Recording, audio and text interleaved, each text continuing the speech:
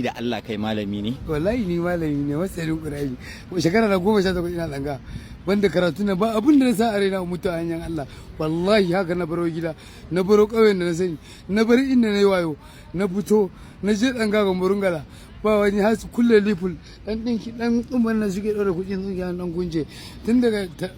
fasheshe roba na koma barawo kai ba sana'an da ban yi ba malam musa mai sana'a ke karana na kunje liful na dan zarewa yu mun za mu tare hoton kudi sai kuje ka rike kai ya zaka ta kan ne kana juya yanta ya zaro wallahi ana muraba Allah ne shekara saka ne dogo ta yarinya suna tafiya da dogo tana tsayayya tana juya tana mun murmushi Allah amma ya za a yi a gane kai daga boarding school abin da za ya gane ba a tambaye ni mene Qur'ani yake faɗa akan wani abu na rayuwa Allah a ayoyin